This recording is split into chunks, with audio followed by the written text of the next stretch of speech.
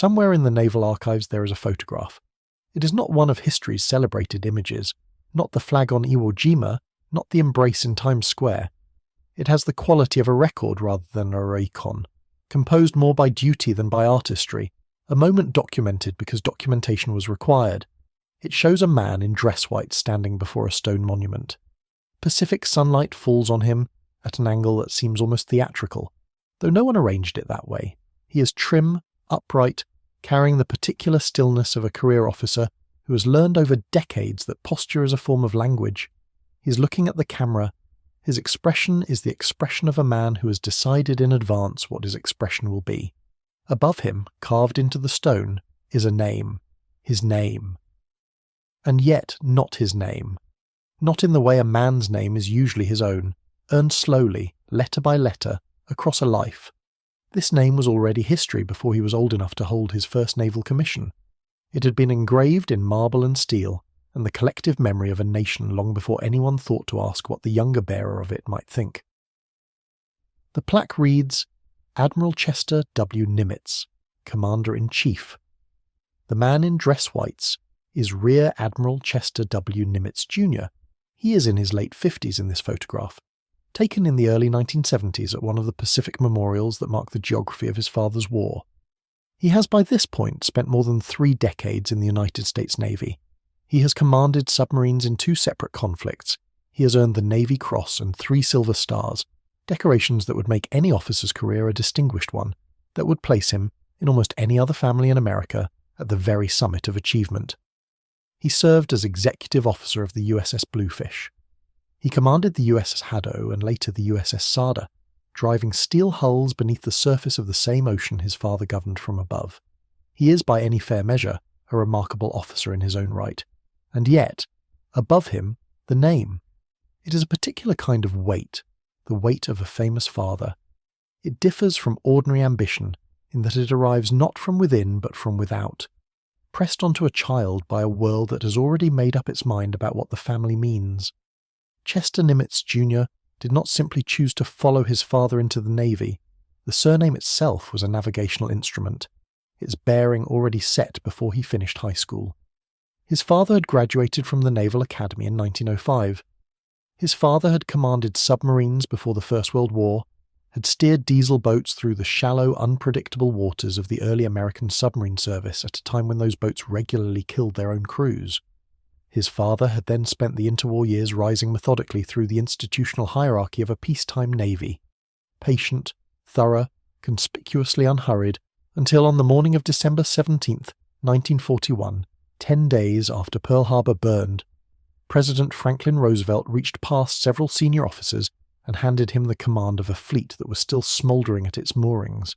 What Fleet Admiral Chester W. Nimitz then did with that shattered fleet, how he rebuilt it, how he directed it, how he pressed it westward across 4,000 miles of contested ocean over the course of 3 years and 8 months, is among the most consequential feats of military leadership in American history.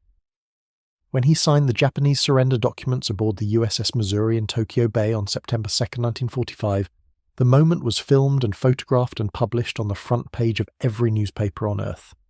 The name was, at that point, no longer simply a family name, it was a verdict. A nation's gratitude compressed into 2 words.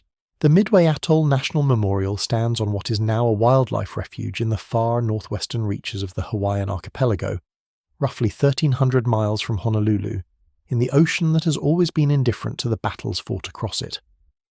The memorial commemorates the Battle of Midway, fought June 4th through June 7th, 1942, which is remembered correctly as the pivot point of the Pacific War, the moment the tide shifted from Japanese advance to American counterattack. Among the inscriptions on its plaque is the name of the officer who commanded the forces that won that battle, Admiral Chester W. Nimitz, Commander-in-Chief. The name appears alongside others. Rear Admiral Frank Jack Fletcher is listed there. But there is no question which name carries the primary historical freight. The plaque was not written by historians with reputations to protect. It was written by a nation that had already decided. Then there is the ship. The USS Nimitz, hull number CVN-68, the lead vessel of the most powerful class of aircraft carrier ever built, was commissioned on May 3, 1975. Her commissioning plaque bears the Fleet Admiral's name, She displaces more than 100,000 tons. Her flight deck stretches nearly 1,100 feet from bow to stern. She is, in every physical dimension, an expression of American naval supremacy. And she carries in her name the full weight of her namesake's legacy. The battles won, the fleet rebuilt from catastrophe, the long Pacific War concluded. Chester Nimitz Jr. understood, standing before that plaque or any other, that the name his birth had given him was not merely a family inheritance. It was an institution.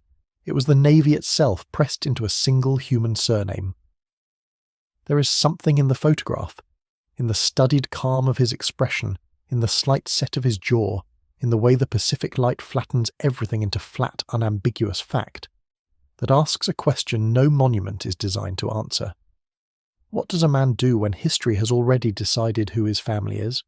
Not who he is, who his family is. The distinction matters enormously. A man can exceed a modest inheritance, he can surpass a modest reputation, he can build something new on ground that was ordinary to begin with. But what does a man do when the ground beneath him is already consecrated, when the family name has been carved literally into the monuments of a nation's most celebrated victory? What does it mean to serve in the shadow of a legend, not when you are a boy standing in quiet awe of your father, but when you are yourself a decorated flag officer, a commander of submarines, a man with your own record of service and your own capacity for command, and the name above you on the stone is still first and most emphatically not yours? That question is the weight this documentary carries. But to feel its full gravity, we must go back before the memorial plaques, back before the commissioning ceremonies and the dress whites and the photographs, back to the morning that made everything that followed inevitable. The Pacific on the 4th of June 1942 is the Pacific of a nightmare made real. Vast, featureless, darkened at the edges by the geometry of a war that neither side can yet see clearly. The sun has not yet cleared the horizon over Midway Atoll, when the first Japanese aircraft are already airborne from the decks of 4 fleet carriers, Akagi, Kaka, Soryu, and Hiryu, steaming toward the American position. Vice Admiral Chuichi Nagumo believes he is sailing into a trap of his own setting. He does not yet know that the trap has been sprung on him. The man responsible for that reversal is not at sea. Fleet Admiral Chester Nimitz is at Pearl Harbor, in the command complex that his staff has come to call simply Sinsk-Pak, the nerve center of the Commander-in-Chief U.S. Pacific Fleet. He has been there for months, governing not a battle but a campaign, not a morning's fighting but a theatre of war that spans millions of square miles of ocean and demands decisions weeks and months ahead of their consequences. He is 56 years old, a Texan by birth, spare and precise in his bearing.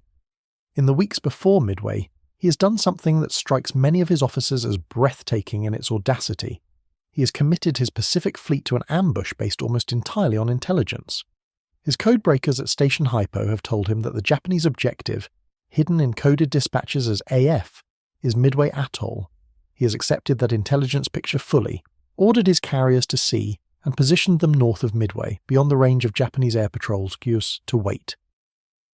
Calculated risk is the phrase Nimitz will use in his orders. It is a characteristically spare formulation. He means we will attack, but only where our intelligence gives us the advantage. We will not seek a fair fight. We will seek the fight we can win. On the morning of June 4th, waiting means something different for each of his 2 task force commanders. Rear Admiral Raymond Spruance is a relatively recent arrival to carry a command. He has taken Task Force 16, the Enterprise and the Hornet, because Vice Admiral William Halsey was hospitalized days before sailing with a severe skin condition, and Spruance was Halsey's recommendation for his own replacement. He is not an aviator. He has never commanded a carrier strike. He is an artillerist by training, a cruiserman by experience, and he brings to the carrier problem the cold, methodical intelligence of an officer who trusts the mechanics of logic over the excitement of instinct. His officers describe him as cool. The word appears again and again in their accounts, and it is not a word they use neutrally. It carries admiration and, on some mornings, a faint unease. Rear Admiral Frank Jack Fletcher commands Task Force 17, the Yorktown, repaired in 72 hours of frantic work at Pearl Harbor from damage that should have kept her in dry dock for weeks. Fletcher is the officer in tactical command of the combined American forces. His seniority places him nominally above Spruance, though their operating arrangement during the battle is one that historians will examine for decades. Fletcher is not a glamorous figure. He is a surface warfare officer in an era when surface warfare officers are watching the carrier aviation community absorb the Navy's most promising talent. He has learned his trade on cruisers and destroyers, and he brings to the carrier battle a deliberateness that some will later call caution, and others will call prudence, depending on their verdict of what follows. What follows, on the morning of June 4th, is this. Spruance, acting on Nimitz's intelligence framework and the calculations of his staff, launches his air groups at 07:02 hours, a moment that the battle's historians will study and restudy for the better part of a century. The decision involves a gamble of its own. The range is at the outer margin of what the torpedo planes can fly and still have fuel to return, but the Japanese carriers are at their most vulnerable, their decks crowded with aircraft being rearmed. The American torpedo bombers arrive first, and they are slaughtered. Nearly every aircrew from 3 torpedo squadrons is lost in the attack. The sacrifice is not wasted. The Japanese fighter cover is drawn down to the wave tops. When the dive bombers arrive minutes later, the carriers are exposed. Within 6 minutes, 6 minutes that Pacific War historians will cite as among the most consequential in the history of naval combat, 3 Japanese fleet carriers are burning. A 4th, Hiryu, is sunk later in the day. The Japanese have launched their own strike against the Yorktown, and it is Fletcher's ship that takes the punishment.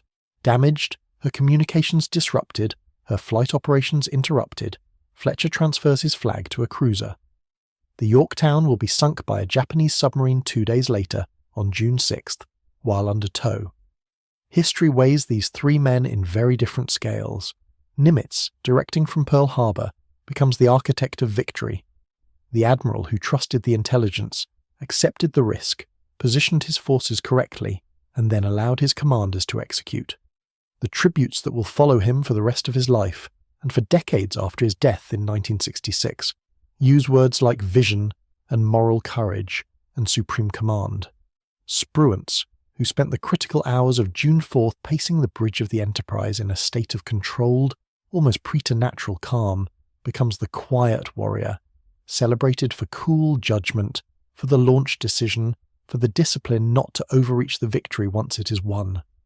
Generations of naval strategists will hold him up as a model of operational artistry. Fletcher's treatment at history's hands is something different. The debates about his decisions, his positioning, his management of fuel, the timing of his aircraft launches, begin almost while the battle is still being fought, and they do not end. Some historians defend his judgment without qualification. Others find in his decisions the evidence of excessive caution at the moment that demanded the sharpest aggression. Nimitz himself, in his communique of June 6, 1942, writes, "Through the skill and devotion to duty of their armed forces of all branches in the Midway area, our citizens can now rejoice that a momentous victory is in the making." The phrase is careful, collective, free of individual attribution. In November 1942, he inscribes a photograph to Fletcher, a fine fighting admiral and a splendid shipmate. It is a generous inscription. It is also, by any reading, an inscription, a thing given privately, not a verdict rendered publicly. Spruance himself, years later, will attribute the victory clearly and without ambiguity. The credit must be given to Nimitz. Not only did he accept the intelligence picture, but he acted upon it at once. It is a generous statement, the kind an officer makes about a superior whom he genuinely admires. It is also, in its very generosity, a statement about hierarchy, about who carries the name of the victory and who carries the burden of the decisions that made it possible. The fathers leave Midway with reputations already sorted into their eventual historical compartments, but the sons are not yet there to see it. On the morning that the Japanese carriers burn northeast of Midway Atoll, Chester Nimitz Jr. is not at Pearl Harbor watching his father direct the battle. He is not at home reading news dispatches from the Pacific. He is on a submarine, a United States Navy fleet submarine operating in a war that has been underway for exactly 6 months. By June 1942, Chester Nimitz Jr. is 26 years old. He graduated from the Naval Academy in 1936. 4 years before the war made the Academy's curriculum suddenly, urgently relevant. He has been in the submarine service long enough to understand its particular calculus. The claustrophobia, the silence, the compression of risk into narrow metal corridors where there is no horizon and no sky. He's serving as a torpedo and gunnery officer aboard the USS Sturgeon. He knows, in the way that all submarine officers know things, that information travels slowly and selectively to a man inside a pressure hull operating under wartime security restrictions. He knows his father commands the Pacific Fleet. He may know, by the time the dispatches arrive days later, that a battle has been fought at Midway. What he knows precisely, and when he knows it, remains fragmentary. The wartime silence that governed all such families is nearly absolute. In Indiana, Raymond Spruance Jr. is a teenager. He knows his father is at sea commanding a task force, but the specifics of what that means on a given morning in June 1942 are, for a teenager in the American heartland, almost impossible to visualize. The Pacific War is an abstraction for most of the country in the summer of 1942, a thing that exists in newspaper headlines, in the measured, careful broadcasts of the radio correspondents, in the maps printed in magazines and pinned to living room walls. For a boy in Indiana, the connection between his father's name and the carrier decks 2,000 miles to the west passes through the strange, pressurized medium of wartime uncertainty. You know your father is there. You know it matters. You know you will be told what happened when someone decides you should be told. The waiting has a specific texture, not pure fear, because fear requires a concrete object, and the object here is obscured by distance and classification. It is something closer to a held breath, a suspended state. In Iowa, Frank Jack Fletcher Jr. is also a boy. His father's name is less luminous in the public imagination than Nimitz's, less familiarly American than Spruance's, but it is his father, and his father is at the center of the Pacific War's most critical engagement, commanding a task force from the bridge of a wounded carrier. What Fletcher Jr. knows of the battle in the days after June 4th is what any family in Iowa knows. The official communiques, carefully worded, the newspaper accounts, which are detailed enough to convey triumph and vague enough to conceal the specific costs, and perhaps, in the weeks that follow, the private knowledge, transmitted by whatever channel wartime security permits, that his father has transferred his flag from a stricken ship. The Nimitz family carries a weight that the other families do not, at least not in the same concentrated form. Chester's father, the Fleet Admiral, was himself shaped by a specific kind of inheritance, by the gravitational pull of a particular American place. He grew up in Fredericksburg, Texas, in the hill country, the grandson of a German immigrant sea captain. His father, Charles, had built a hotel in Fredericksburg shaped like a steamboat, a landlocked landlubber's tribute to the sea, an improbable monument to the ocean, in a county that lay hundreds of miles from the nearest coast. The boy who would become Fleet Admiral first heard sea stories in that hotel, pressed between the hill country heat and the salt and timber world his grandfather described. The inheritance was not property or money, it was a sense of direction, a pull toward the water. When that boy grew into the architect of Pacific victory, the inheritance passed again, sharpened and formalized, through the Naval Academy and the submarine service, and the long institutional corridors of a fleet command into the specific complex burden that Chester Nimitz Jr. carries on the deck of the USS Sturgeon in June 1942. It is not the burden of failure, it is, if anything, harder than that.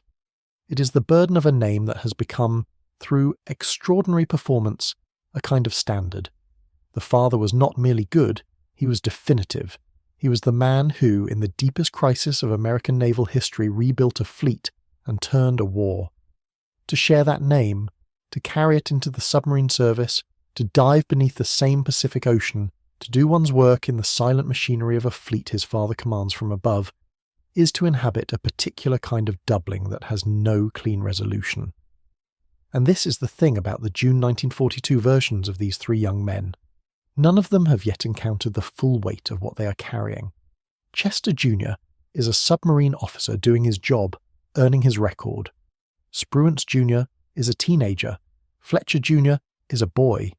The battle is happening to their fathers, not to them, or so it seems. The battle will not stay there. Decisions made on the morning of June 4th, 1942, will travel through decades of American naval history, through the debates of official historians and the arguments of veterans' reunions and the careful language of anniversary speeches, and they will arrive, still sharp, still contested, at the feet of 3 men who were boys or young officers when they were first made. The sons will be asked, in ways both public and private, to account for their fathers. They will be asked, in the polite language of naval ceremonies and the more direct language of private correspondence, what they think, what they believe, whether, given everything history eventually concluded, their fathers made the right call on June 4th. None of them can answer that question in the summer of 1942. They are not yet old enough, or far enough from the event, or free enough from the institutions their fathers built. They are waiting, each in his own way, one in a submarine, one in an Indiana household, one in Iowa, in the peculiar wartime suspension between not knowing and needing to know. The battle is still happening to the fathers. The legacy has not yet passed, but it will. It will pass through the Naval Academy and the Cold War, and the decades of institutional memory and the 25th anniversary of Midway, and the careful, accumulated labour of the historians who will eventually give each of those sons the full inventory of their fathers' decisions, each one annotated by evidence they could not have possessed in the summer of 1942, each one weighted by consequences that were still accumulating. That inventory is what the sons will spend their careers waiting to receive. It is what this story is waiting to give them. Chester William Nimitz Jr. entered the United States Naval Academy at Annapolis in the early 1930s, the son of a man who was at that moment a well-regarded and rising naval officer, not yet a legend, not yet the figure whose name would one day appear on fleet carriers and Pacific War memorials, but already a man whose reputation preceded him through the narrow institutional corridors of the American naval establishment. Chester Sr. had graduated from that same institution in 1905, 30 years before his son would walk across the same parade ground, sleep in the same stone dormitories, look up at the same portraits lining the walls of Bancroft Hall. The name Nimitz carried weight at Annapolis in the 1930s in the way that names always carry weight inside institutions built on lineage and rank. Not the weight of legend, not yet, but the specific ambient gravity of a family that had already demonstrated it understood the sea. What instructors and officers at the academy made of Chester Jr.'s presence is not a thing that survives cleanly in the record. What survives, in the correspondence archived at the Naval War College in Newport, Rhode Island, and in the texture of what Chester Jr. said about his father late in his own life, is something subtler and more durable than any explicit pressure. The letters Chester Sr. wrote to his son during these years carry what might be described as a kind of careful warmth.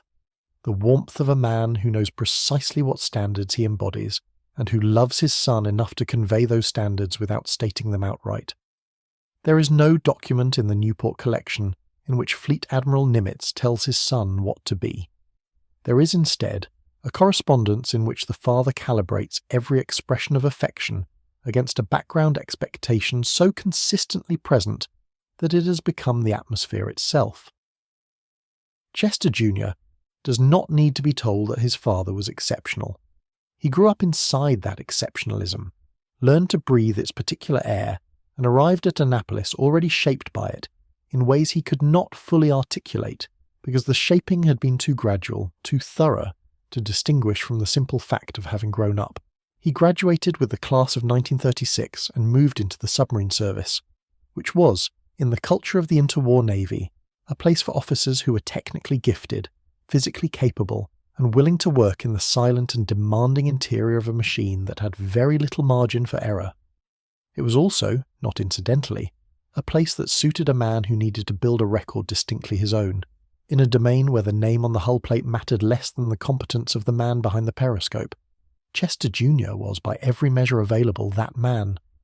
His record in the Pacific, the Navy Cross, 3 Silver Stars, the aggressive patrols that brought him from the USS Sturgeon to command of the USS Haddo, the technical work on defective torpedo exploders that was less celebrated than his combat record but arguably as consequential, represents a career of genuine distinction, built in the Pacific waters his father commanded from above. And yet, the legacy does not simply recede when the record is sufficient.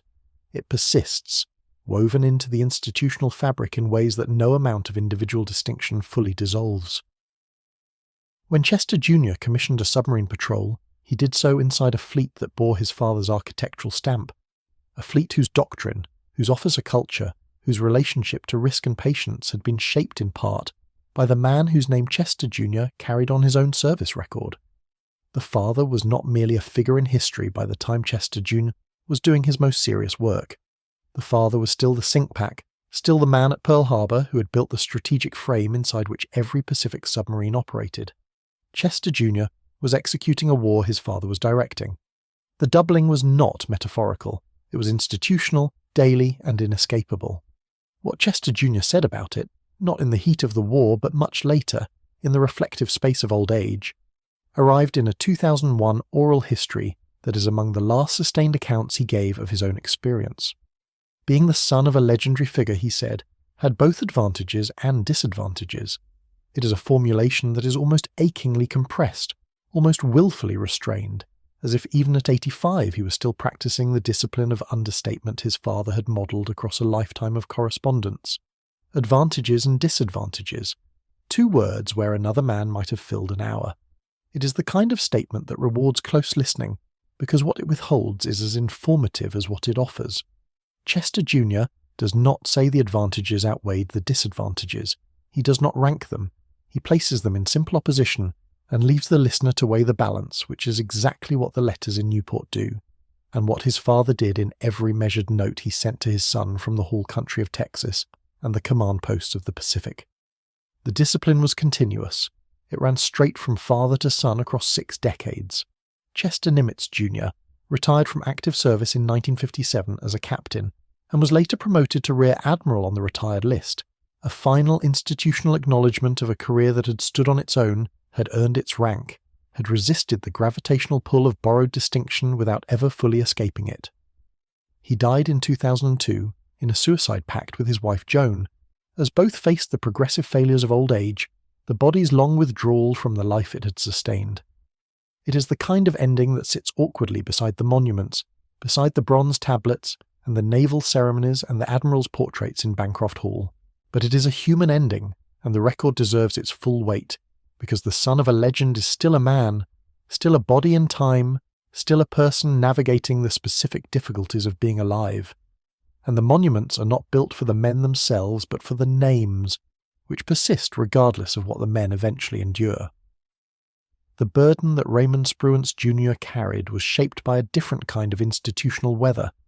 If Chester Jr. lived under the pressure of a name that had become a standard, Raymond Jr. grew up inside something thornier and more contested, a father whose historical reputation was not simply celebrated, but actively fought over, year by year, in the pages of the Naval Institute proceedings and in the post-war memoirs of men who had served alongside him and believed, with the particular conviction of men who had been in the water, that he had made the wrong call.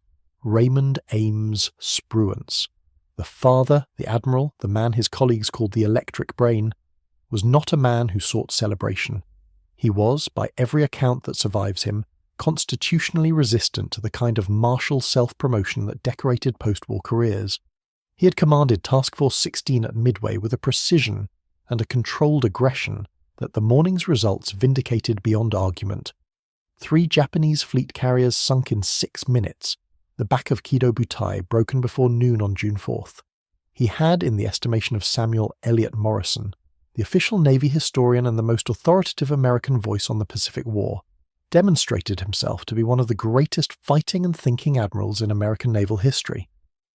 Morrison's praise was not equivocal. It was the kind of institutional benediction that should have settled the argument. It did not settle the argument. Because the argument was not really about June 4th. It was about the night of June 4th. About what Spruance chose not to do after the afternoon's second strike, after the Japanese had lost Hiryu as well as the 3 carriers the morning had taken. With the Japanese fleet in retreat and the sea ahead of him, Spruance had withdrawn Task Force 16 eastward rather than pursuing, choosing to consolidate and to avoid a night surface engagement he believed he could not win on acceptable terms. The critics, concentrated among naval aviators, men of the aviation community who believed that carrier warfare demanded a particular aggressive forward momentum, read that withdrawal as timidity.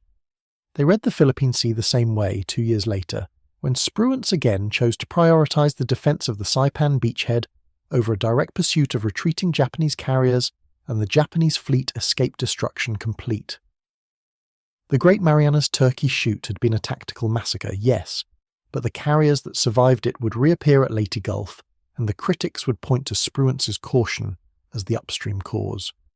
The label they applied was Black Shoe, the surface warfare officer's badge, the term that distinguished men who had built their careers on battleships and cruisers from the aviation officers, the Brown Shoes, who believed that the carrier had fundamentally changed what a naval commander needed to be. Spruance, in this reading, was a brilliant man operating in the wrong idiom, a surface warfare mind placed in nominal command of a carrier force that needed something his background had not equipped him to provide. It was the kind of criticism that could not be proven or disproven from the documentary record alone, because it was not really a claim about what Spruance had done. It was a claim about what he was, about the limits of his imagination, about the ceiling of what a Black Shoe admiral could envision when the sea ahead was open and the opportunity was there. Spruance himself acknowledged more of this argument than his defenders were entirely comfortable with. In a letter to Morrison, the champion of his legacy, the man who had placed his name alongside the great admirals in the canon of American naval history, he wrote with a directness that revealed the full complexity of his own self-assessment. Going out after the Japanese and knocking their carriers out, he told Morrison, would have been much better. He believed it. He admitted it in writing, to the man whose histories were shaping how the American public would remember him. And then he explained why he had not done it. They were at the start of a very important and large amphibious operation, and they could not afford to gamble. The Saipan invasion was in progress. The Marines were ashore. The beachhead was the mission. The carriers were the instrument of the mission, not the mission itself. And Spruance was not willing to hazard the instrument in pursuit of a result he could not guarantee. What is extraordinary about that letter, what makes it one of the most honest self-assessments in the documentary record of the Pacific War, is not the admission that a more aggressive choice might have been better. It is the acceptance of the criticism's basic logic combined with the refusal to concede that the criticism was right. Spruance knew what the aviators were saying. He understood the argument. He did not dispute its premise. He disputed its application to his specific circumstances, to the specific weight of his specific responsibility, at the specific moment when the choice had to be made. He was not a timid man who had failed to see the opportunity. He was a commander who had seen the opportunity and decided that it was not, on balance, the opportunity he was responsible for taking. Raymond Jr. grew up alongside this argument. He followed his father into the surface fleet, carrying a name that the naval community associated not with uncomplicated triumph, but with the particular complexity of a commander whose greatest battle was simultaneously his greatest vindication and the source of his most persistent criticism. Where Chester Jr.'s inheritance was the weight of a standard too high to be matched, Raymond Jr.'s was the weight of a verdict still being written. The historical file on his father was open. The prosecution was ongoing, and the son had no means of closing it, because the closing of it was not something any individual could accomplish. It was something the accumulated judgment of naval historians and theorists would have to work out across decades in arguments that had not yet reached their conclusion and would not reach it in Raymond Jr.'s lifetime. The third kind of inheritance, the inheritance Frank Jack Fletcher Jr. carried, was quieter than both. It was not the weight of a standard that could not be matched, and it was not the weight of a verdict actively contested. It was the weight of a name that history had chosen, without drama and without ceremony, simply to forget. Frank Jack Fletcher, the Admiral, the surface warfare officer who had commanded American naval forces at the Coral Sea at Midway, at the Eastern Solomons, was, by any dispassionate accounting of the record, a man who had been present at the hinge points of the Pacific War.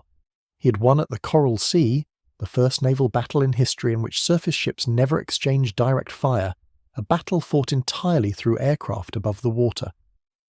He had held tactical command at Midway on June 4th, the day that mattered most, until his flagship took the dive bombers that turned it into a burning wreck.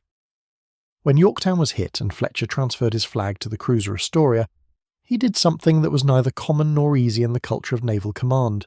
He ceded tactical control to Raymond Spruance voluntarily, stepping back from his own authority to ensure continuity of command in the critical hours when the battle was still being decided. It was a selfless act of the kind that institutional history tends to overlook, because the histories are written around the decisions that made things happen, not around the decisions that enabled other men to make things happen. Fletcher's decision to step aside is among the reasons Midway had a single, clear narrative centre. By removing himself from that centre, he removed himself from the story. The Guadalcanal campaign completed what Midway had begun. When Fletcher's carriers withdrew in August 1942, the decision driven by fuel concerns and aircraft losses, the carriers pulling back from waters where Japanese surface forces were operating at night with devastating effectiveness. The Marines he left on the beach were furious, and they made their fury known in the language that combat commanders use among themselves, which is direct and unsparing. Admiral Ernest King, the Chief of Naval Operations and the man who ran the American Naval War with an iron efficiency that left very little room for commanders who generated controversy, reassigned Fletcher to the North Pacific, away from the Pacific Combat Command, away from the major operations, away from the battles that the histories would eventually call decisive. The reassignment was not punitive in name.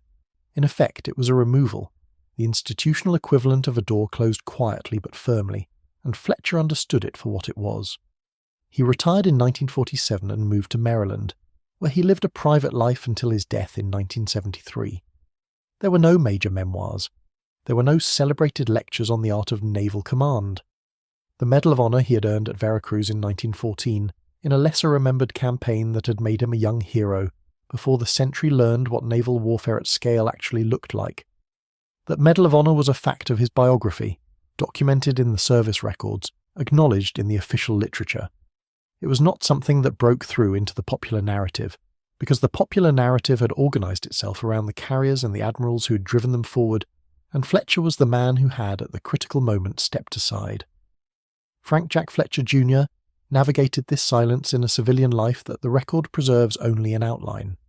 Where Chester Jr.'s career gave him platforms, the submarine command, the Navy Cross, the institutional credibility of a record built in the same waters, and where Raymond Jr.'s naval service gave him at least a vantage point within the argument about his father's legacy, Fletcher Jr. lived at a greater distance from the machinery of historical memory. His father's name did not appear on fleet carriers. It did not command the kind of careful, sustained attention that Spruances attracted from naval historians who wanted to resolve the question of caution versus aggression in carrier warfare. It attracted instead the particular silence of a man who had been present and important, and then made peripheral, not through scandal, not through failure in the operational sense, but through the accumulated weight of command decisions that contemporaries and historians alike had found easier to criticise than to defend, and through an act of command selflessness at Midway that had, paradoxically, written him out of the victory's central account. To inherit a name like Fletcher's is to inherit a kind of absence. It is to carry the weight of something that is not celebrated and not condemned but simply passed over, left in the margin of the larger history, present in the footnotes of books whose main text belongs to other men. The silence surrounding Frank Jack Fletcher's legacy is not empty. It is loaded with everything that was not resolved, every decision that was questioned and never authoritatively answered, every account that began with Midway and ended without giving Fletcher the full sentence his presence there warranted. His son lived inside that silence. He lived with the knowledge that his father had been there, had been the officer in tactical command on the most consequential morning of the Pacific War, and that the history being written around that morning had found a way to tell the story without placing his father at its centre. 3 sons, 3 inheritances, 3 different mechanisms by which the weight of a June morning in 1942 travelled through the decades to settle in the lives of men who had been children or young officers when the morning happened. Chester Jr. carries the standard, a name so identified with excellence that the standard it implies can never be fully met, only approached, only served with a fidelity that must be renewed every morning in the machinery of the submarine and the discipline of the correspondence and the careful, underplaying language of a 2001 oral history in which the whole complexity of a life lived inside a legend is compressed into 6 words. Raymond Jr. carries the argument, a father whose achievement is acknowledged but whose method is contested, whose legacy remains an open file, a case that the naval historians have not yet closed and will not close without conceding something to the critics or something to the defenders, and whose son must decide, privately, without public ceremony, where in that argument his own loyalty falls. And Fletcher Jr. carries the silence. A father whose name does not appear on the monuments, whose presence at the battle has been acknowledged but not honoured, whose careful and arguably selfless decision on the afternoon of June 4th contributed to a victory whose fruits were gathered by the man he handed command to. Each of these men will be asked eventually what he thinks. Each will find his own way to the question his father's legacy poses. But the asking is still ahead of them, still travelling toward them through the years, through the Cold War and the surface fleet and the submarine service and the civilian distances and the accumulating literature of the Pacific War. The sons are still becoming the men who will be asked. The inheritance is still in transit, and somewhere in Newport in the archive, the letters sit in their folders, waiting for the reader who will understand what the father was calibrating when he wrote them, and what the son understood when he read them, and what the silence between those two things has always contained. The Pacific in 1952 is not the Pacific of 1942. The killing grounds have gone quiet. The wrecks of Midway's morning, Kaga, Akagi, Soryu, the shattered dive bombers, the torpedo planes that never pulled up, lie in the abyssal dark, already a decade into their long dissolution. The ocean that swallowed them has resumed its older rhythms, the trade winds, the swells, the unbroken blue that stretches from the California coast to the Philippines without revealing what it holds. A man can sail these waters now without expecting to die in them. A man can stand on the bridge of a submarine tender in San Diego Harbor and look west toward the same horizon his father once governed, and the horizon will not answer with fire. Chester William Nimitz, Jr. stands on that bridge in early 1952, newly appointed Commander of Submarine Division, Pacific Fleet. He is 37 years old. His hair has begun to thin in the pattern his father's thinned. His shoulders carry the same square set, the same posture of contained authority that photographers captured in the elder Nimitz throughout the war years. He does not cultivate the resemblance. He does not have to. The resemblance cultivates itself, written into the bone structure and the carriage, and the pale, steady eyes that miss nothing and reveal less. The Pacific Fleet he now serves is rebuilding itself around a weapon his father never commanded, the nuclear submarine. The strategic logic has shifted from island hopping to deterrence, from the calculated risk of carrier strikes to the permanent threat of annihilation held in reserve. The boats Chester Jr. will oversee in the coming years are not the fleet submarines of his combat patrols, not the Gato-class boats that hunted Japanese merchantmen through the shallow waters of the South China Sea. They are becoming something else. Platforms for missiles, instruments of a war that must never be fought because its fighting would end everything. The son inherits an ocean his father made American. He inherits it at the precise moment when the meaning of that inheritance is being rewritten by physics. But in 1952, the transformation is not yet complete. The division Chester Jr. commands still includes diesel boats, still operates on the tactical assumptions he learned in the war, still sends officers to sea with the expectation that they will return knowing how to fight. The nuclear future is visible on the horizon. USS Nautilus is under construction in Connecticut, a revolution in propulsion that will change everything about submarine warfare, but it has not yet arrived. Chester Jr. stands at the hinge point, commanding boats that belong to his father's war while training officers who will serve in a navy his father never imagined. His fitness reports from these years survive in the personnel archives. They are the Navy's internal language, the coded assessments by which officers evaluate other officers for promotion, for command, for the gradual ascent through ranks that separates the competent from the exceptional. Chester Jr.'s reports are uniformly strong. His superiors note his tactical judgment, his attention to detail, his ability to inspire confidence in subordinates. They note occasionally the fact of his name. It would be impossible not to note it, but they note it as context, not as explanation. The son earns his marks. The son does the work. What the fitness reports do not capture is the geography. San Diego, where Chester Jr. is based, lies 600 miles south of the Nimitz family home in Berkeley, where the fleet admiral retired after the war. Pearl Harbor, where CINCPAC headquarters still stands, where the elder Nimitz directed the Pacific campaign from December 1941 to the Japanese surrender, is 2,500 miles west across open ocean. The submarine routes that Chester Jr.'s division patrols trace the same sea lanes his father's strategy created, the supply lines to the Western Pacific, the approaches to Japan, the waters where American submarines once accounted for more Japanese tonnage than any other arm of the service. The son moves through the father's decisions like rooms in a house he did not build. He sails past islands his father ordered taken. He passes over wrecks his father's orders created. He operates from bases his father established, under a command structure his father shaped, in an ocean his father's victory converted from contested space to American lake. The Pacific is a palimpsest. Beneath the surface of the Cold War present, the marks of the father's war remain legible, indelible, inescapable. Chester Jr. does not speak about this publicly. His 1954 interview with the Naval Institute, conducted while he still holds active command, is a study in professional deflection. He discusses torpedo tactics. He discusses the challenges of submarine maintenance. He discusses the transition from wartime to peacetime operations with the precision of an officer who understands that his words will be transcribed and filed and read by historians. When the interviewer, inevitably, raises the question of his father, Chester Jr. offers a response so carefully calibrated that its very carefulness becomes its meaning. He acknowledges the relationship. He expresses appropriate filial respect. He pivots, smoothly and completely, back to the technical matter at hand. The interview reads like a man walking through a minefield he has mapped in advance, placing each foot exactly where he knows the ground is safe, but the correspondence is different. The letters Chester Jr. sends home during his submarine years, some held at the Nimitz Center Archive at the University of Texas, others still in family hands, reveal a man engaged in a more complicated negotiation than the interview admits.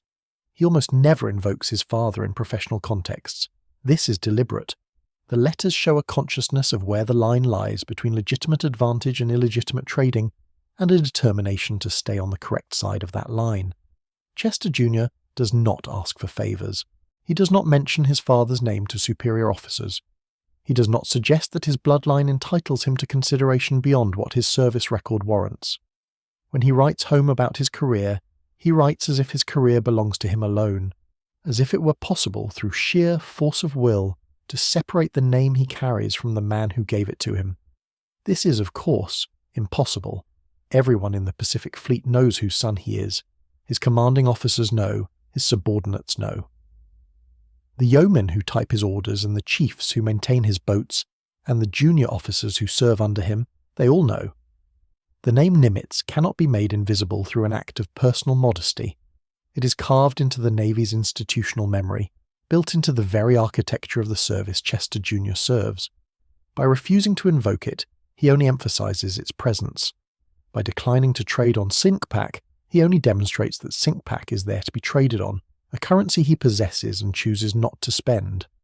But the letters also reveal something the deliberate silence cannot fully suppress. There are echoes in them, small, involuntary, unmistakable.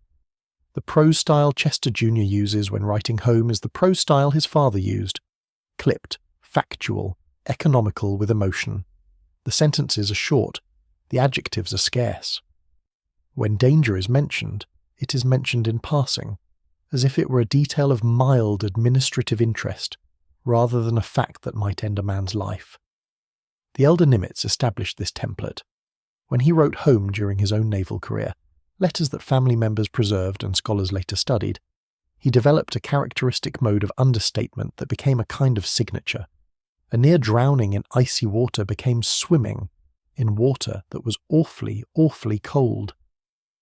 A battle that killed thousands became a matter of tactical positioning and ship movements. The horror was present in the letters only by implication, only in the spaces between the words, only in what a careful reader could infer from the deliberate refusal to say more. Chester Jr. mirrors this pattern without apparent awareness that he is mirroring it. His combat reports from the war, the patrols aboard Sturgeon and Haddo, the attacks on Japanese shipping, the depth charge attacks that might have killed him, are written in the same understated register. When he describes launching 6 torpedoes at an enemy vessel and watching all 6 explode prematurely, he describes it as a technical malfunction, an equipment failure, a problem to be solved. He does not describe the rage and frustration that such a failure must have produced, the knowledge that a defective exploder mechanism had just allowed a Japanese ship to escape, the awareness that American submariners were dying throughout the Pacific because the Bureau of Ordnance had failed to test its own weapons properly. The emotion is there, somewhere, but the prose does not carry it. The prose carries only the facts, only the report, only the clipped professional language that his father used and that he has absorbed so completely that it has become his own voice. And the sign-offs, the same words, letter after letter, year after year, the same closing formulations the elder Nimitz used. The son does not seem to notice that he is quoting. He is not quoting. He is simply using the language that feels natural, the language he learned at the family table, the language that says, "This is how a Nimitz ends a letter," without ever saying so explicitly. These are the inheritances a son cannot choose to give back. He can refuse to invoke his father's name. He can build a career that stands deliberately on its own foundation. He can earn every medal, the Navy Cross for the 7th War Patrol of Haddo, the Silver Stars for actions whose details remain classified 60 years later, through his own courage and judgment and skill. But he cannot unlearn the prose style he absorbed in childhood. He cannot unhear the cadences of his father's speech. He cannot separate the man he has become from the household that formed him, the letters he read growing up, the specific texture of language and silence that constitutes for every child the first and deepest education. The documentary must now make a turn, away from biography toward interiority, away from the record of what Chester Jr. did toward the question of what he carried while doing it. The fitness reports tell one story, the interview tells another, the letters tell a third. But beneath all three, beneath the professional competence and the deliberate modesty and the involuntary echoes, there is something the archives cannot fully capture. The experience of walking through a world that sees your father every time it looks at you, that measures you against a standard you did not set, that offers you advantages you did not earn and burdens you did not choose. Chester Jr. knows by 1952 that he will never escape the name. He knows that every success will be attributed by someone to his bloodline, that every failure will be scrutinized for evidence that the son is not the equal of the father, that he will spend his entire career inside a comparison he cannot win. The best he can do is serve, competently, professionally, with the same attention to detail his father displayed, and hope that the service eventually speaks for itself, eventually becomes its own record, eventually earns him the right to be judged as Chester Nimitz Jr., rather than as Fleet Admiral Nimitz's son. But the ocean does not forget. The Pacific he patrols in 1952 is still the Pacific his father made. The command structure he serves is still the structure his father built. The mythology of the Pacific War, already crystallizing into the official history, already being written by Samuel Eliot Morison and the Naval Institute and the professional historians who will shape how the Navy remembers itself, has his father at its center, holding everything together through the dark months of 1942 and the long campaign of 1943 and 1944 and the final operations of 1945. To serve in that Navy is to serve inside his father's achievement. There is no outside, there is no neutral ground. There is only the choice of how to carry the weight and the daily work of carrying it. By the mid-1950s, the weight has taken on a new dimension. The Navy that Chester Jr. joined is transforming into something his father never commanded. The nuclear submarine is no longer a future possibility. It is an operational reality. Nautilus commissions in 1954. Seawolf follows. The first ballistic missile submarines are on the drawing board, boats that will carry Polaris missiles into the deep ocean and wait there, invisible, for the order that must never come. The Pacific Fleet is reorganizing around deterrence rather than engagement, around the threat of annihilation rather than the execution of battle plans. Chester Jr. navigates this transformation from a position of seniority but not supreme command. By 1957, he has risen to captain. He commands the submarine tender Orion, a support vessel that services the boats rather than a combat platform in its own right. The posting is significant. Tenders are essential to fleet operations, and their commanders must be trusted with logistics and coordination and the unglamorous work that keeps the combat boats in fighting trim. But it's not the posting that leads to Admirals' stars on active duty. Chester Jr. retires in 1957. He is 42 years old. The Navy promotes him to Rear Admiral on the retired list, a tombstone promotion that recognizes his service without granting him the active command an admiral normally holds. He jokes about this later. In a 2001 oral history, half a century after his combat patrols, he notes that the tombstone promotion caused a particular kind of confusion. People began mistaking his wife for his mother, assuming that any Admiral Nimitz must be elderly, must be the fleet admiral or someone of that generation. The joke contains something harder than humour. It contains the acknowledgement that even his highest rank is a reflection of his father's, that even his admiralship comes to him in a form that emphasises the derivative, the honorary, the posthumous quality of what he has received. Edward Dean Spruance, Raymond Spruance Jr., follows a different trajectory through the same transforming navy. He is, like Chester Jr., a Naval Academy graduate, class of 1937, 1 year behind Chester Jr. He is, like Chester Jr., a submarine officer by training and temperament. During the war, he served aboard USS Tambor at the Battle of Midway, a submarine patrolling the same waters where his father commanded the carrier task force, conducting operations while his father made the decisions that would determine whether those operations mattered. The proximity is vertiginous. Father and son at the same battle, one in strategic command and the other in tactical execution, neither able to communicate with the other through the noise of combat, each doing his duty in the specific place the Navy had assigned him. After the war, Spruance Jr.'s career continues in submarines. He commands USS Lionfish, a Balao-class boat commissioned too late for the fighting. He rises through the submarine service during the years when the service itself is rising, when nuclear propulsion is converting submarines from support weapons to strategic platforms, when the boats are becoming the Navy's most important asset, rather than a specialized auxiliary arm. By the time of the Cuban Missile Crisis in October 1962, Spruance Jr. is a senior officer in a Navy that has reorganized its entire strategic posture around the submarine-launched ballistic missile. The weapon his father never commanded has become the foundation of American defense. The declassified National Security Council documents from this period reveal the institutional context within which both men serve.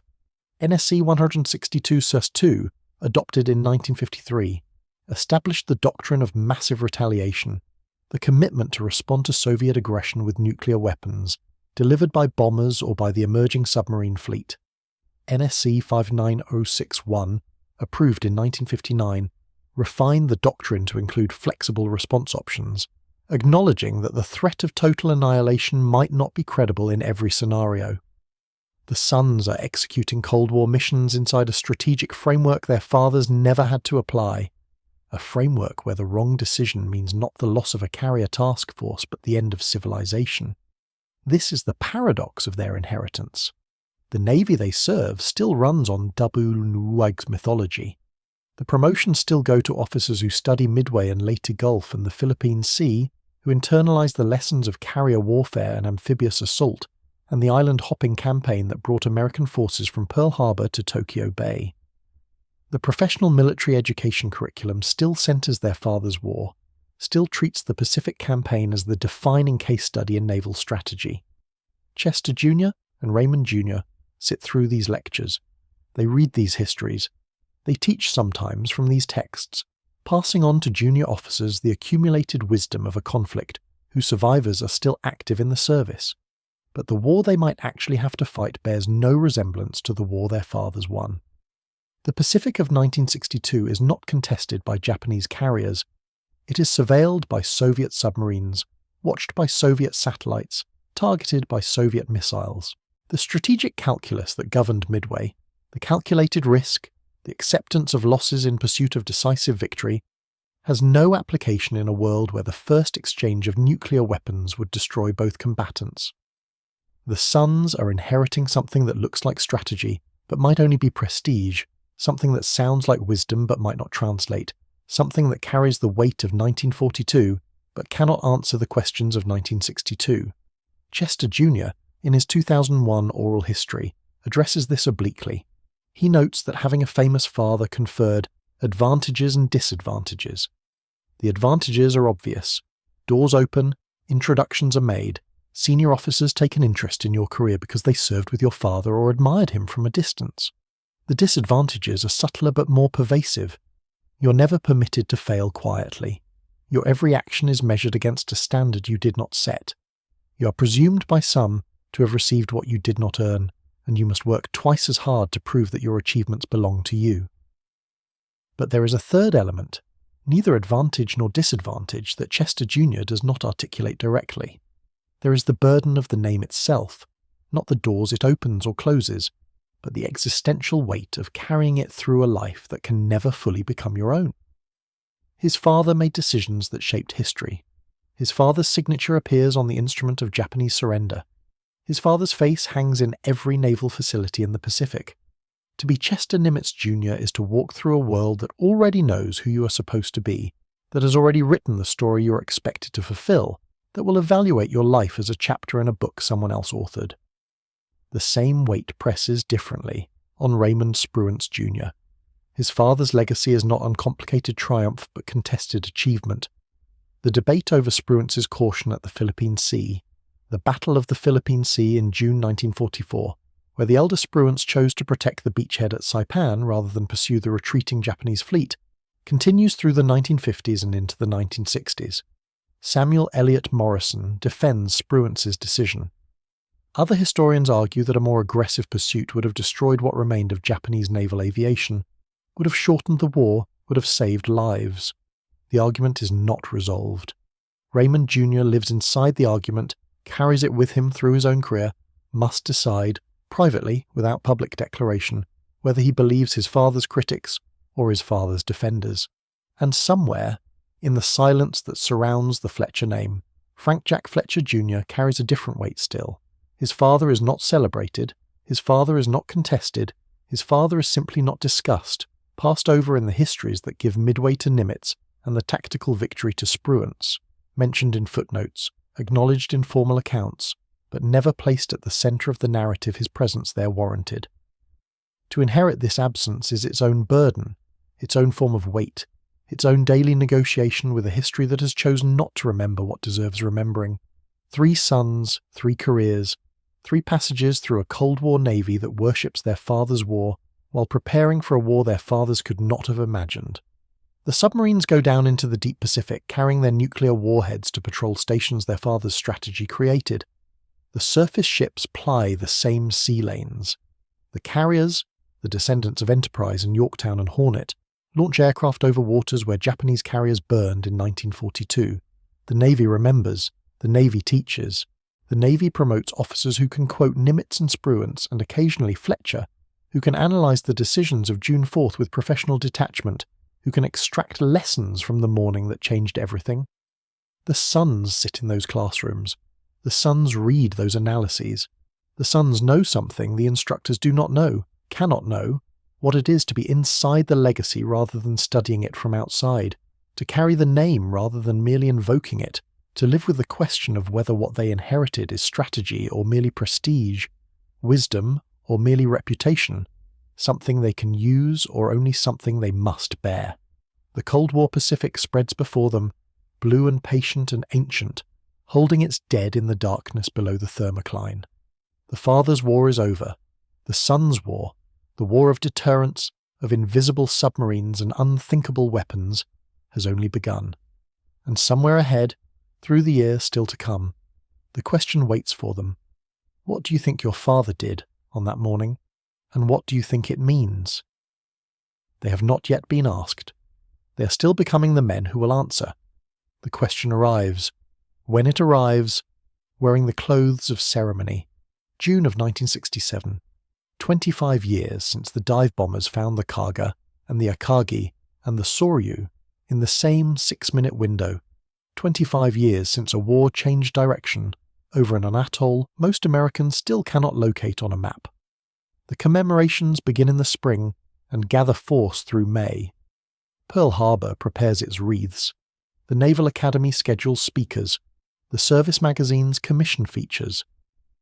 Proceedings runs analysis. Naval Aviation News runs reminiscence. Newspaper editors across the country, prompted by their Washington bureaus, run recollections and interviews and long-form retrospectives on the men who won at Midway and the men who did not come home from it. Fleet Admiral Chester W. Nimitz has been dead 16 months. He died on February 20th, 1966, at Yerba Buena Island in San Francisco Bay, in the quarters the Navy provided him for his last years, and he was buried at Golden Gate National Cemetery with Raymond Spruance and Richmond Kelly Turner and Charles Lockwood. The arrangement made years earlier, the 4 graves side by side, the compact of comrades kept into the ground. Spruance still lives, in 1967, at his house in Pebble Grove, quiet and thin and increasingly frail. But he will be gone by December of 1969, and the anniversary of the 25th year is already, in a way no one quite says aloud, the last one at which any of the principal commanders will be present as a living man to be honoured, which means the sons are being asked. Not everywhere, not always, but increasingly. The Navy needs faces at the podium. The Navy needs names that connect the ceremony to the memory. Chester Nimitz Jr., Rear Admiral on the retired list, 10 years out of active service and still recognisable to any officer who has ever read a wardroom bulkhead, receives invitations. Raymond Spruance Jr., still in uniform, still working through his own senior assignments, receives them too. William Spruance, the younger son, corresponds with historians and answers letters. The invitations come with schedules and podium arrangements, and requests for advance copies of remarks. The invitations assume what the sons will say. The invitations do not entirely leave room for the sons to say anything else. Walter Lord's incredible victory is published that same year, 1967, and it becomes the frame through which the 25th anniversary is spoken. Lord's phrase, that the Americans had no right to win, yet they did, passes into the standard vocabulary. It is quoted from lecterns. It is printed in program notes. It is spoken by mayors and congressmen and rear admirals introducing keynote speakers. The word miracle attaches itself permanently to what happened over the 4 Japanese carriers on the morning of June 4th. And a miracle, being a miracle, does not require examination. It requires only gratitude and repetition. The commemorations of 1967 largely provide both. Chester Jr. speaks at several of them. His remarks, where copies survive, are measured and formal and beautifully polite. He thanks the organisers. He acknowledges the veterans in the audience. He speaks of his father in the third person and in the past tense, as though the man were already a monument rather than a father who 15 months earlier had still been alive to write him a letter. He uses the phrases the moment requires. He calls the battle a turning point. He calls the men who fought it brave. He calls the decision to commit the carriers, on imperfect intelligence, an act of measured judgment carried out by professionals who understood the stakes. He does not depart from the received text. He does not correct it. He does not, in any public setting in 1967, offer any private counter-reading of what his father did or what it cost him. The word that appears again and again in the ceremony transcripts, applied to the elder Nimitz's decision-making that spring, is bold. The word decisive attaches itself alongside. Speakers describe the deployment of Task Force 16 and Task Force 17 north of Midway as bold and decisive. They describe the acceptance of Commander Rochefort's intelligence estimate as bold and decisive. They quote, or approximately quote, or paraphrase into unattributed cliché, the elder Nimitz's own summary of the battle, that it was, in his phrasing, a glorious page in American history. The phrase circulates, the phrase is engraved, the phrase settles into the concrete around the monument. Chester Jr. lets it settle. He nods. He shakes hands. He signs programs for widows and for aviators and for junior officers who cannot quite believe they are speaking to the son of the man whose portrait hangs above their wardroom coffee mess. He goes home to Joan. He writes his letters. And in the letters, those that will later be read in Newport by researchers admitted to the archive with white cotton gloves, a different tone begins to appear. The letters of 1967 and 1968 do not contradict what Chester Jr. says in public. They do something subtler. They refuse to celebrate. They discuss the anniversary observances the way a working officer discusses any professional obligation, the travel arrangements, the quality of the venue, the length of the introduction, the food at the reception. They mention his father sparingly and almost sideways. Where his father does appear in the correspondence, he appears as a man Chester Jr. still misses, the phrasing quiet, adult, without ornament, and as a decision-maker whose choices Chester Jr. understands in a way the audiences do not. There is a sentence in one letter from that period that recurs in slightly different forms in several. Chester Jr. writes that the people at the ceremony do not understand what it was to send men out on the intelligence they had. He does not elaborate. He does not explain what he means by what it was. But the phrasing is careful and it is deliberate, and it appears in his private correspondence at a moment when his public remarks are describing the same decisions as measured and professional and bold. The gap opens quietly. It opens between what he says at a podium in Pearl Harbor and what he writes at a desk in New Hampshire the following week. It opens between the formal register of the commemoration and the actual weather of the son's inner life. No one at the ceremony sees the gap. No one at the ceremony is meant to. The Navy does not hold anniversaries to expose the private turbulence of the men whose names decorate its monuments. The Navy holds anniversaries to reinforce the story it needs its officers to believe. William Spruance, in the same window, corresponds with historians and with veterans and with amateur researchers who write to him hoping for family anecdote. His answers are gracious and short and reveal almost nothing. Raymond Spruance Jr., still on active duty, appears less often at public events. When he does appear, he speaks with the restraint of a serving officer who is also a son, and who has been shaped by both roles into something economical and hard to read. His father is still alive in 1967. His father can still be asked. The son does not need to speak for the father yet. That will change in December 1969, when Admiral Raymond A. Spruance dies at 83, quietly, at his home. He is buried at Golden Gate, in the row he's been reserving with Nimitz since their agreement decades earlier. The 4 graves are now 3 graves and a placeholder for Turner, who will follow. The Pacific commanders are joining one another underground, and with Spruance's death, the sons, Chester Jr. of the Nimitz line, and Raymond Jr. and William of the Spruance line, become, whether they wish it or not, the only voices left to speak for what their fathers thought and intended and feared on the morning of June 4, 1942. The historians begin to arrive. They come with different methods and different assumptions and different degrees of tact. Some are professional academics with tenure and time. Some are retired officers writing their own memoirs and needing corroborating detail. Some are journalists chasing anniversary features.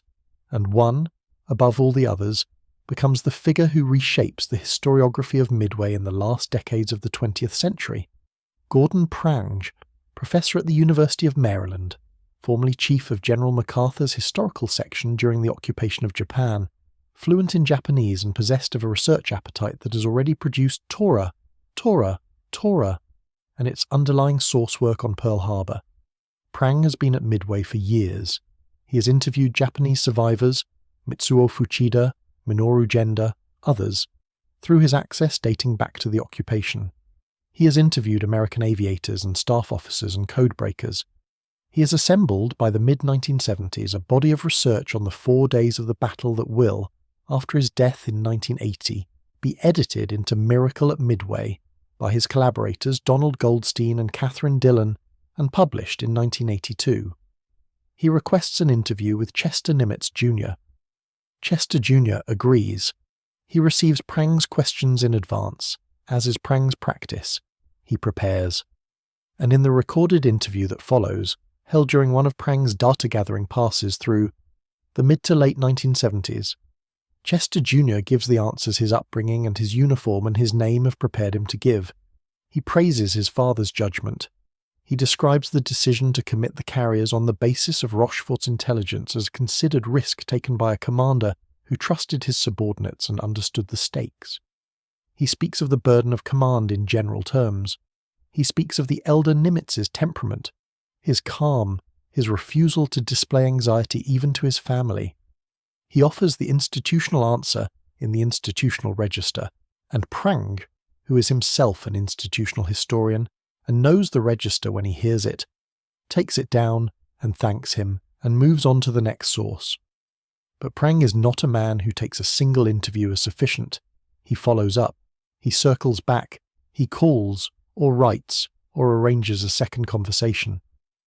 The records of these follow-up contacts, the researcher's notes, the handwritten annotations, the pages of dictated recollection filed by Prang's assistants, pass, after Prang's death, into the Prang collection at the University of Maryland's Hornbeck Library, where they remain accessible to researchers with appointments and reader cards. And in those notes, in a follow-up conversation whose exact date is preserved in the archive's finding aids, but whose full content has never been widely quoted, Chester Nimitz Jr. says something sharper.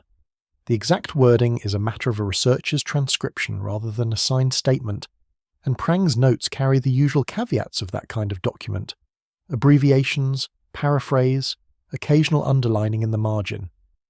But the substance, as recorded, is this: Chester Jr., pressed by Prang on the specific question of what the elder Nimitz actually knew when he authorized the deployment of Task Forces 16 and 17 to positions northeast of Midway, offers an assessment that departs from the public celebration of his father's judgment. He acknowledges, according to the notes, that the intelligence his father acted on was imperfect. He acknowledges that his father knew it was imperfect. He acknowledges that the decision to commit the entire remaining strength of the Pacific Fleet's carrier arm, Enterprise Hornet and the wounded Yorktown, patched up in 72 hours at Pearl and sent to sea against orders that would ordinarily have kept her in dock for weeks, was a gamble in a way that the public accounts, the anniversary speeches, the Walter Lord narrative of miraculous American virtue systematically underplay. The father, in the son's private telling, did not know. The father guessed, on the best available reading of an incomplete picture, and lived afterward with what would have happened if he had guessed wrong. That is the crack.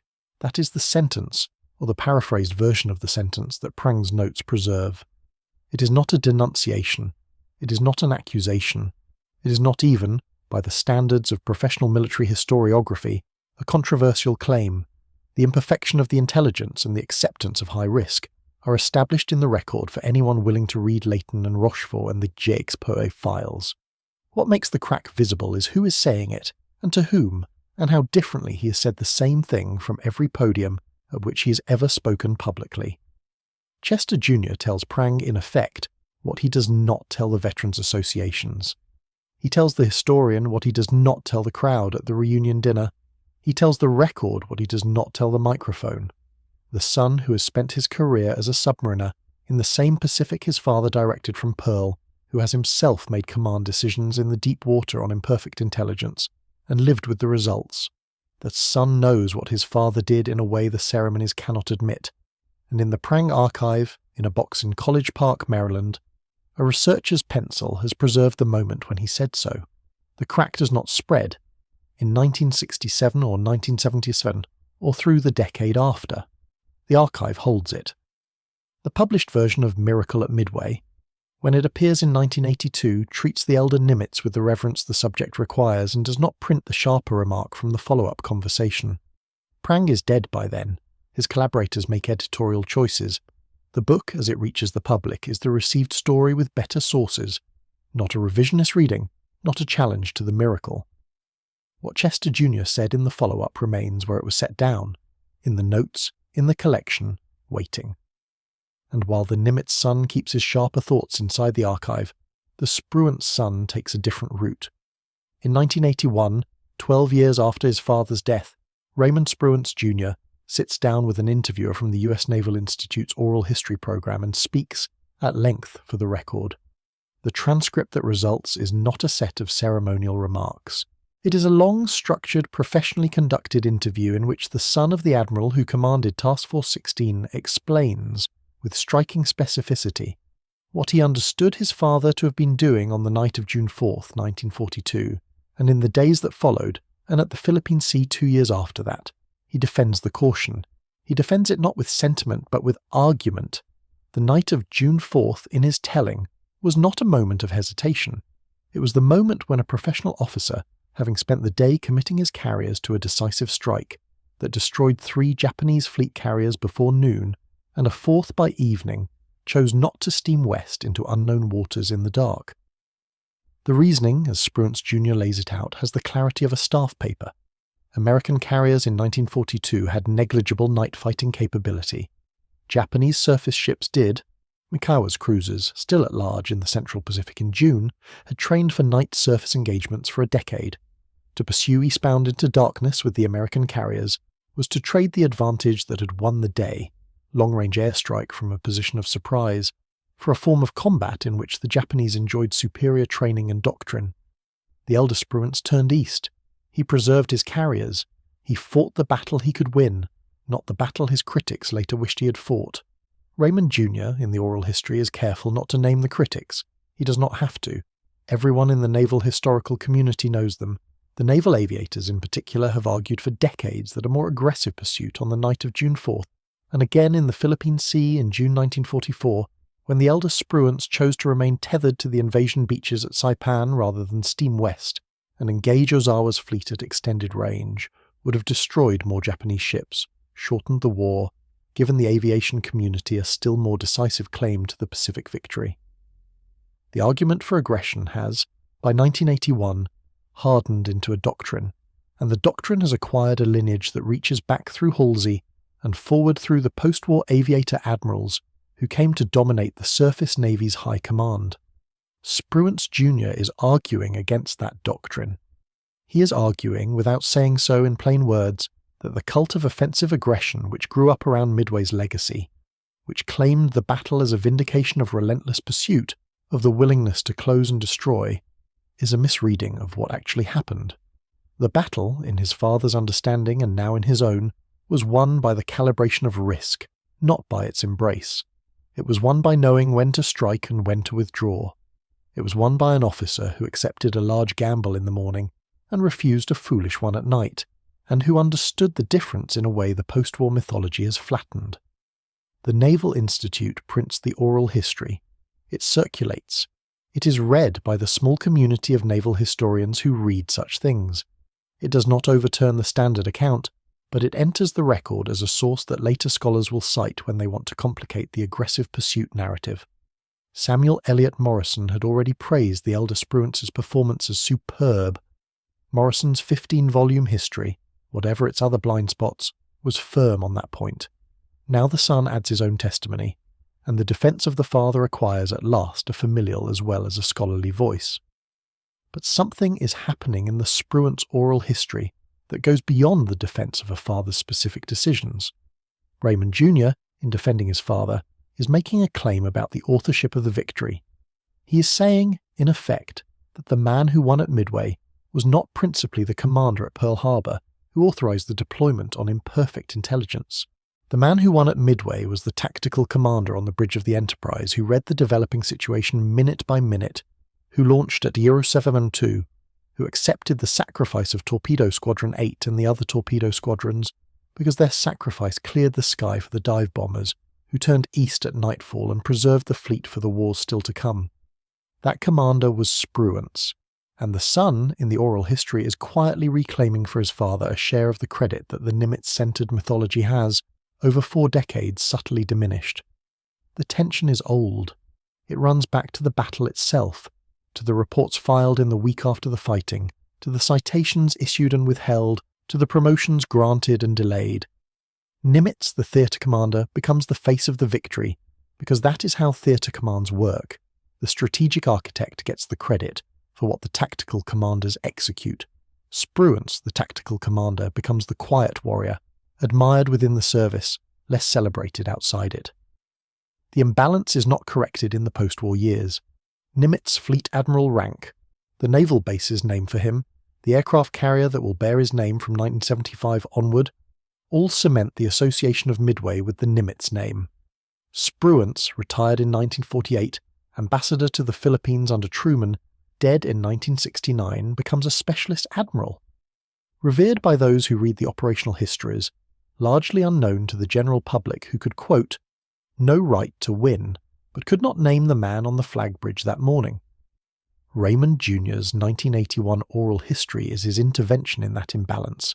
It is careful, it is professional, it is delivered in the register the Naval Institute expects. But its cumulative weight, read against the anniversary speeches of 1967 and against the prang interviews of the following decade and against the whole architecture of American memory that has settled around Midway, is unmistakable. The son is saying, "Give my father his due," and the son who cannot say the same thing, Chester Nimitz Jr., whose father has already been given every possible due, whose father is the receiving end of the credit that Raymond Jr. is trying to redirect, sits inside a different problem. He cannot argue for more recognition.